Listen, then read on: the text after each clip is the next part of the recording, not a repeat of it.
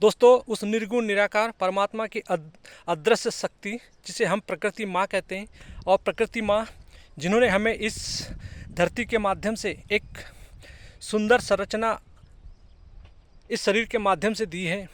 दोस्तों, हमारा शरीर इसी प्रकृति, इसी मिट्टी की देन है। इसी मिट्टी से हमारा शरीर निर्मित हुआ है, और प्राकृतिक रूप से हमें इसी पूरे ब्रह्मांड को समझने के लिए दोस्तों हमारे डीएनए से हमारे मस्तिष्क का निर्माण हुआ है, और यानी हमारा पूरा जो बॉडी स्ट्रक्चर से हमारे डीएनए का ही पूरा ब्लूप्रिंट है।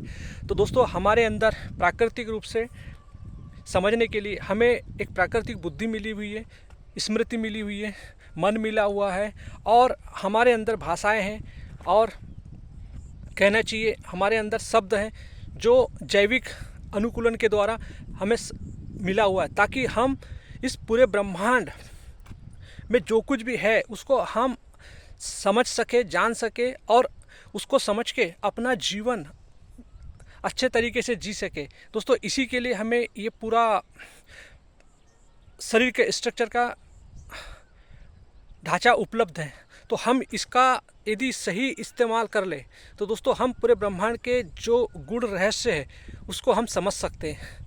लेकिन दोस्तों, ये प्राकृतिक रूप से हमारे पास उपलब्ध है। दोस्तों, हमारे पास उस परमात्मा ने हमें ऐसा डीएनए के माध्यम से, डीएनए मतलब जो मिट्टी से हमारा डीएनए आता है, और इसी डीएनए के माध्यम से ये पूरा शरीर का स्ट्रक्चर खड़ा होता है। इसी के माध्यम से हमारी ज्ञानेंद्रिया, कर्मेंद्रिया और हमारे जो हार्मोन्स और सब चीज़, विचार, भावनाएं, सब चीज़ इसी से उत्पन्न होती है, और इसी को पकड़ के हम बुद्धि, मन के द्वारा संसार को समझ सकते हैं। तर्क के द्वारा, यानी तर्क, समझ, बुद्धि, स्मृति, ये सब हमें उस प्रकृति माँ ने दी है ताकि हम पूरे ब्रह्मांड को समझ सकते हैं। लेकिन दोस्तों, समस्या कहाँ आती है, आज हम उसको समझना चाहते हैं। दोस्तों, हमारे पास सबसे बड़ी जो समस्या होती है कि हमारे बीच में हमारा जो जन्म होता है, हमारे अंदर एक जो कहना चाहिए एक जो जन्म होता है, और जन्म के समय ही एक इस शरीर के एक कहना चाहिए एक हार्डवेयर पार्ट, शरीर एक हार्डवेयर पार्ट है, लेकिन इसके अंदर एक ऐसा एरर, ऐसी त्रुटि पैदा हो जाती है जिसको हम अहंकार बोलते हैं। दोस्तों, अहंकार भी एक प्रकृति का ही प्रकृति का ही तत्व है, शरीर के साथ ही आता है। लेकिन दोस्तों, सबसे बड़ी परेशानी है कि जो अहंकार प्रकृति का तत्व होने के बाद, लेकिन वो कहता है कि मैं अलग हूँ, सीमित हूँ और स्वतंत्र हूँ, कि ये जो गलत समझ है, जो अहंकार इसको वास्तविक मान बैठता है, यही अहंकार का झूठा दावा है कि अपने आप को अलग समझता, सीमित समझता है, और अपना संसार में जो कुछ भी हो रहा है उसका दावा करता है कि मैं कर रहा हूँ। दोस्तों, ये झूठा भाव ही हमारे जीवन का झूठा निर्माण करता है। और ये जो अहंकार जो अपने आप को अलग, सीमित और स्वतंत्र समझता है, कि गलत समझ को जो वास्तविक मानता है, वही उसी को माया कहते हैं। और दोस्तों, इसी माया के कारण इस पूरे संसार का कहना चाहिए अपने लिए वो निर्माण करता है, अपना अस्तित्व खड़ा करता है। तो अहंकार दोस्तों कुछ नहीं है, अहंकार एक त्रुटि है इस शरीर की, और इस त्रुटि के माध्यम से वो संसार अपना स्ट्रक्चर्स खड़ा करता है। तो स्ट्रक्चर्स कैसे खड़ा करता है दोस्तों? अहंकार की अपनी कोई हस्ती नहीं होती। अहंकार सब कुछ जो प्राकृतिक रूप से जो बुद्धि कार्य करती है, मन काम करता है, हमारी कर्मेंद्रिया, ज्ञानेंद्रिया, ये सब जो प्राकृतिक रूप से जो हमारी काम करती है, यानी तरंगों के रूप में, कुछ विषयों के रूप में। दोस्तों, ये बहुत डिटेल है, इसे हमें समझना पड़ेगा। तो प्राकृतिक रूप से जो कुछ भी हमारे काम करती है, ये पूरा श्रेय अहंकार ले लेता है, और ये पूरा जो कुछ भी नॉलेज एक्वायर होता है, ये अपनी संरचना में उसको ले लेता है। तो दोस्तों, अहंकार अपनी हैसियत कैसी खड़ी करता है दोस्तों, हम उसको समझते हैं। दोस्तों, जो अहंकार अपने लिए एक संरचना खड़ी करता है, वो संरचना क्या है? मैं अलग हूँ, सीमित हूँ और स्वतंत्र हूँ। तो दोस्तों, जब ये संरचना खड़ी करता है, तो जो कुछ भी हमारी जो इंद्रियाँ जो बाहर जो देख रही है, ये सबको, इनके जितने भी विषय होते हैं, ये सब अहंकार की संरचना में समाहित होने लगते हैं, और इन्हीं विषयों को लेकर अहंकार अपना अस्तित्व पाता है। कैसे अस्तित्व पाता है? कि मैं, जैसे वो अपने लिए एक हैसियत पैदा करता है। जैसे हम पढ़ाई लिखाई करके, अहंकार बोलता है, प्राकृतिक बुद्धि हमारा सब कार्य करती है, लेकिन अहंकार सबका श्रेय लेता है। जब वो डॉक्टर बन जाता है तो बोलता है मैं डॉक्टर हूँ, मिनिस्टर बन जाता है तो बोलता है मैं मिनिस्टर हूँ, जैसे इंजीनियर बन जाता है तो मैं इंजीनियर हूँ, उद्योगपति बन जाता है तो मैं उद्योगपति, कोई बहुत बड़ा यानी किसी भी फील्ड में जो कुछ भी वो हैसियत, उपलब्धि, पोजीशन, पैसा सब कुछ पाता है, वो इसीलिए पाता है ताकि मैं अपना अलग अस्तित्व बना लूँ, और सब चीज़ का डूअर स्वयं को समझता है। तो दोस्तों ये जो गलत फहमी के से जो ये जो अहंकार का जो स्ट्रक्चर्स खड़ा होता है, ये जो अहंकार अपने आप को आत्मरक्षा के लिए यूज़ करता है। तो दोस्तों जितने भी जो विषय होते हैं, विषय से संबंधित विषय अहंकार का भोजन होता है, और विषयों के बगैर अहंकार कभी जीवित नहीं रह सकता। दोस्तों विषय ही उसका स्ट्रक्चर्स होता है, और उन विषय का यानी जो उसको महत्वपूर्ण लगते हैं उन विषयों का वो भोग करता है और अपने अस्तित्व को बचा के रखता है, और दोस्तों अपने आत्मरक्षा करता है उन विषयों के माध्यम से, और वो अपना मोटापन पाता है। तो ये जो अहंकार का जो मोटापन है दोस्तों, जितना अहंकार हमारा मोटापन पाएगा मनुष्य व्यक्ति उतना ज़्यादा दुख भोगेगा, क्योंकि दोस्तों अहंकार झूठ है, झूठ ही सारा स्ट्रक्चर्स खड़ा कर रहा है। तो जो झूठ सारा जो स्ट्रक्चर्स खड़ा कर रहा है, यानी अहंकार विषय, अहंकार मतलब दोस्तों ये अहंकार मतलब जो होता है हम व्यक्ति, जो हम अपने स्वयं को संरचना को नहीं जानते, तो हम स्वयं अहंकार हमारे अंदर उत्पन्न होता है और ये पूरा स्ट्रक्चर्स खड़ा करता है, और हम इस अहंकार यानी जो हम है, हम अहंकारी जीव है कहना चाहिए। एक बायोलॉजिकली रूप से देखा जाए तो हम अहंकारी जीव ही पैदा होते हैं। तो हम अपने एक झूठा संसार करते हैं और हम दावा करते हैं कि हम सब कुछ हम कर रहे हैं। बच्चे का रिजल्ट आता तो सोचता है मैं पास हो गया, जबकि प्राकृतिक रूप से बुद्धियाँ और शरीर पूरा काम करता है, लेकिन वो सोचता है कि मैं काम करता हूँ। तो दोस्तों ये सब जो होता है ये हमारे अहंकार की गलत फहमी का और गलत संरचना और गलत स्ट्रक्चर्स का नतीजा होता है। दोस्तों अहंकार शादी करता है, दोस्तों शादी भी क्या होता है, एक विषय होता है। अहंकार मंदिर जाता है, एक विषय होता है। जितने भी माता पिता परिवार ये सब एक विषय होते हैं दोस्तों, और अहंकार इन्हीं विषयों को अर्थ दे दे के अपना मन पे मन पे रख कर अपना जीवन जीता है। जैसे दोस्तों हम बाल बच्चे पैदा करते, शादी करते, तो शादी तो हमने एक शब्द दे दिया, लेकिन दोस्तों ये शादी जो है, ये अहंकार इस शादी का कैसे दुरुपयोग करता है। अहंकार जो प्राकृतिक रूप से जो हमारे अंदर जो काम वासना है वो प्राकृतिक रूप से उठती है। शरीर मांस का एक पिंड है दोस्तों, शरीर क्या है, पदार्थ से बना हुआ है, और शरीर क्या है, मांस है। तो अपने अंदर इस शरीर के अंदर एक प्रजनन प्रोसेस होती है, क्योंकि ये संसार मेल फीमेल से बना हुआ है। तो दोस्तों मेल फीमेल भी क्या है, एक पदार्थ है जो हम खाना खाते हैं, उसी से हमारा शरीर बनता है। तो हमारे शरीर में क्या होता है, मल मूत्र, इसके अलावा कुछ नहीं होता। तो दोस्तों लेकिन हम इसको कितना महत्व दे देते हैं। एक यानी जो मांस का एक पिंड ही होता है, ये शरीर एक मांस का पिंड है, लेकिन दोस्तों हम इसको इस मांस के पिंड यानी संसार में इसको एक ऐसा अपने मन का एक मानसिक विषय बना लेते हैं, और हम इसके लिए कहना चाहिए अपने चेतना की समझ का जो दुरुपयोग करते हैं, अपने बुद्धि का दुरुपयोग करते हैं भोग के लिए, इस शरीर को भोगने के लिए। तो दोस्तों अगर हम देखा जाए तो दोस्तों यदि वास्तविक में देखा जाए, जो अहंकार होता है वो इस शरीर के माध्यम से इस पूरे ब्रह्मांड का भोग करना चाहता है। अब दोस्तों इसको समझते हैं कि जो शरीर होता है, शरीर स्त्री का हो सकता है, पुरुष का हो सकता है, तो लेकिन दोनों की चेतना तो सेम होती है। शरीर के स्ट्रक्चर्स डिफरेंट होता है, लेकिन उनके अंदर जो उसके जो गुण होते हैं, चेतना का जो प्रकाश होता है, दोनों के लिए सेम होता है। दोनों की बुद्धि स्मृतियाँ सब सेम होती है। लेकिन दोस्तों क्या होता है कि जब मनुष्य का जो स्ट्रक्चर्स होता है, मनुष्य की जो प्रवृत्ति होती है, वो संसार को भोगना चाहता है, ताकि उसको एक ऐसी काम वासना उसके अंदर रहती है, ताकि वो भोग कर वो स्त्री को उस पैसा धन दौलत से वो स्त्री को प्रलोभित कर सके और उससे शादी कर सके और उसका भोग कर सके। तो दोस्तों शादी भी वो इसलिए करता है ताकि वो उस पदार्थ स्त्री यानी जो शरीर जो है एक पदार्थ है, उस पदार्थ का भोग कर सको। तो उसके अंदर एक ऐसी डिज़ायर्स होती है, उसके अंदर ऐसे केमिकल्स होते हैं कि वो केमिकल एक्साइटमेंट होते हैं और वो संसार की ओर जाता है, और वो उसके अंदर एक ऐसी फीलिंग आती है कि मुझे उस पदार्थ को भोगना है। तो दोस्तों ये मनुष्य की एक ऐसी प्रवृत्ति होती है, शादी के बाद वो चाहता ही है कि मैं संसार में चीज़ें कमाऊं और उस चीज़ से मतलब स्त्री को खरीदूं, स्त्री से शादी करूं, और जो कुछ भी एक शर्त होती है और उसके आधार पर वो उसका भोग करूं।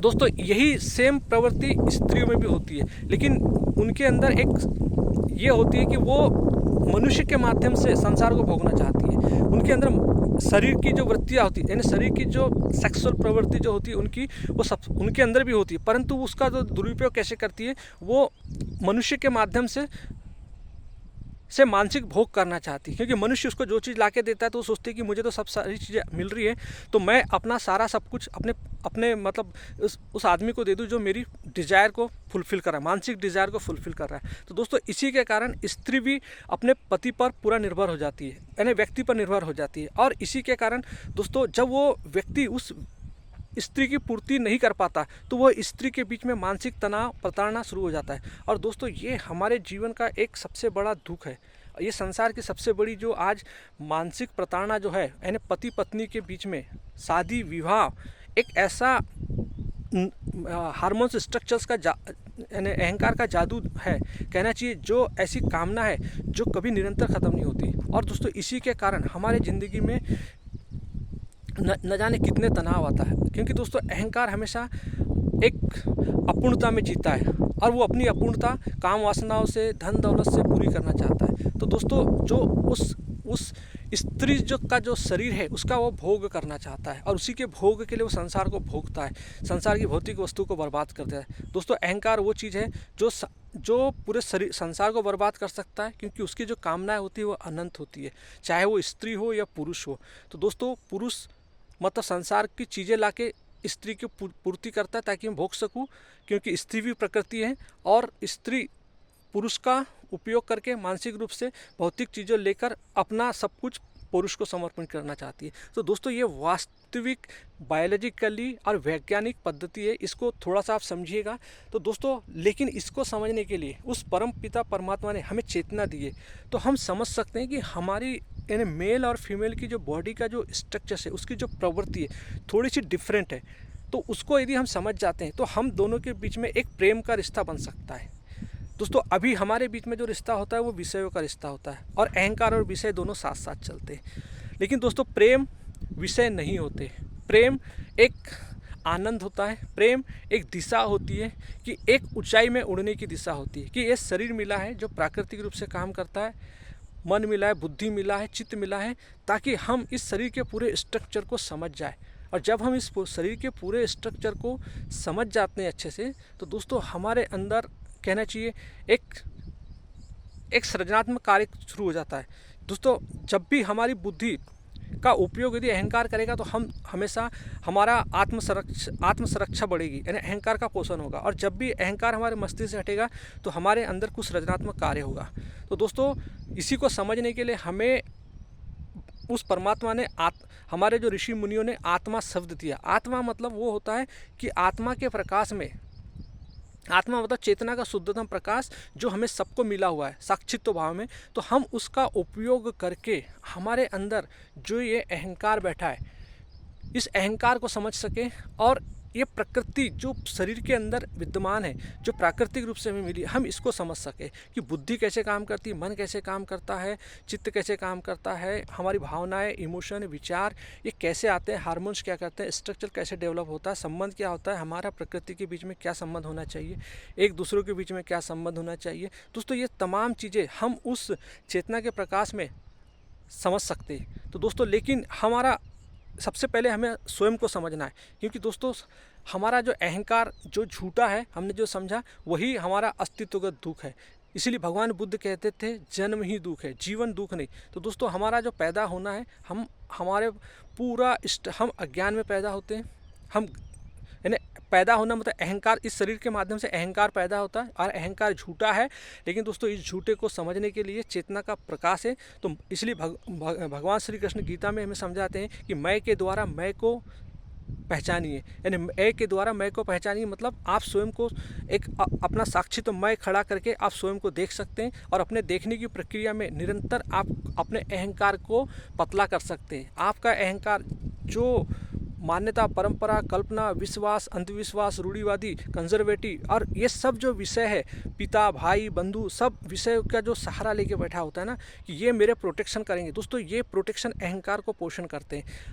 तो आप अपने जीवन में इन सब से मुक्त हो सकते हैं, क्योंकि आप स्वयं उस सत्य का प्रकाश है। आप स्वयं शुद्धतम, भगवान श्री कृष्ण कहते हैं कि तुम स्वयं ही सत्य हो, तुम स्वयं ही सब कुछ हो, बशर्ते तुमने ये झूठी मान्यता की परंपरा यानी जो अहंकार ने जो गलत स्ट्रक्चर खड़ा किया है और उस सत्य को छुपा दिया है, तो इस अहंकार ने जो मान्यता खड़ी की है, परंपरा, विश्वास, कल्पना, इसको हटाने की ज़रूरत है। दोस्तों यदि आपने इसको अपने मन से हटा लिया, अपने मन में जो ये गलत परतें जो रखी है, जो मान्यता, परंपरा, जो झूठा है, अहंकार की संरचना है, इसको आपको हटाना है। दोस्तों आपको अपने अंदर कुछ जोड़ना नहीं है, जो आपने मान बैठे उसको हटाना है। तभी दोस्तों आपके अंदर उस सत्य का प्रादुर्भाव हो सकता है। दोस्तों जब तक हम अपनी अंधकार, अपने कचरा, गार्बेज को, मानसिक गार्बेज को अपने दिमाग से नहीं हटाएंगे, और मानसिक गार्बेज दोस्तों यही होता है हमारे अंदर कि जो अहंकार करता है कि मुझे पति से कुछ चाहिए, पत्नी से कुछ चाहिए, और दोस्तों हम जिंदगी भर इसी के लिए रहते हैं।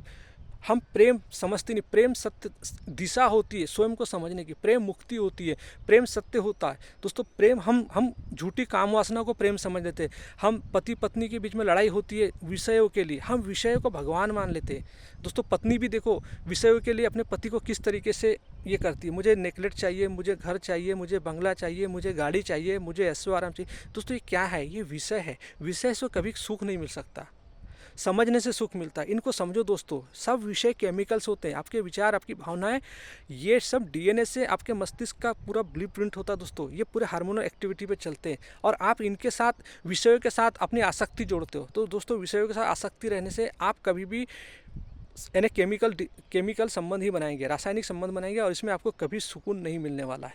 तो दोस्तों ज़रूरत है समझने की, ज़रूरत है हमारे अंदर जो उस परमात्मा ने हमें बुद्धि दिया है, मन दिया है, चित्त दिया है, और हमारे पास जो उच्चतम ग्रंथ जो दिए हैं, श्रीमद् भगवद गीता, उपनिषद, और हमारा जो भारतीय वेदांत दर्शन, जिन्होंने हमें अस्तित्वगत जो दुख है उसको हमें समझाया है कि ये अस्तित्वगत दुख ही हमारे लिए सबसे बड़ा बंधन है। यदि हम इसको दोस्तों समझ सकते हैं, समझने के लिए हमारे पास उस परमात्मा ने हमें एक अधिकार दिया, चुनाव का अधिकार। दोस्तों यदि हम अपने जीवन को सत्य की ओर मोड़ दें, ये चुनाव कर ले कि मुझे जैसा मैं हूँ, जैसा मैं दिख रहा हूँ, जो मैंने अपने मन पे ये लालच, लोभ, ईर्ष्या, घृणा, द्वेष, ये सब रखा हूँ, इसको छोड़ दूँ। क्योंकि दोस्तों सब कुछ जो आप मन में रखते हो वही आपका संसार में प्रक्षेपण होता है। यदि आप अपने पति से जो कुछ भी एक्सपेक्टेशन रखती है, जैसे कोई महिला अपने पति से चाहती कि वो मेरा सब कुछ पूर्ति करते थे, तो दोस्तों ये आपके लिए एक बंधन हो जाएगा, ये आपको और ज़्यादा कायर बना देगा। अहंकार,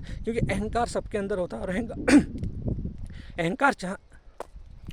दोस्तों अहंकार झूठा होता है, और अहंकार हमेशा अपनी कहानी रचता है। अहंकार हमेशा अपने ऐशो आराम में जीना चाहता है। तो दोस्तों ये संरचना स्त्री में भी होती है, पुरुष में भी होती है, और इसको न समझना ही हमारे परिवार के बीच में वाद विवाद, झगड़ा चलते रहता है। तो दोस्तों इसको समझना ही हमारे जीवन का वास्तविक उद्देश्य है। दोस्तों जीवन तो पशु पक्षी भी जीते हैं। आप कुछ नहीं भी करोगे तो आपका जीवन जो आयु, इस शरीर को एक जो आयु मिली तब तक आप जी जाओगे, लेकिन जीवन में जो ये जो हमें एक अनंत संभावना दी है कि हम इस ब्रह्मांड को जान सकते हैं, समझ सकते हैं, दोस्तों इससे वंचित हो जाओगे। एक वास्तविक मनुष्य होने से, एक वास्तविक चेतना के प्रकाश से जन्म होना चाहिए दोस्तों, वो हम उससे वंचित रह जाएंगे। दोस्तों शरीर से जन्म लेना, शरीर से किसी को जन्म देना बहुत आसान होता है, जानवर भी बच्चे पैदा कर देते हैं, लेकिन दोस्तों चेतना से जन्म देना ये सबसे बड़ा, कहना चाहिए सबसे बड़ा आत्मज्ञान कहलाता है। और दोस्तों आत्मज्ञान आता है आत्म जिज्ञासा से, आत्मावलोकन से, आत्मचिंतन से। और दोस्तों सही इसके जो स्रोत के जो ग्रंथ होते हैं वो होती है हमारी श्रीमद् भगवद गीता, उपनिषद, दर्शन शास्त्र।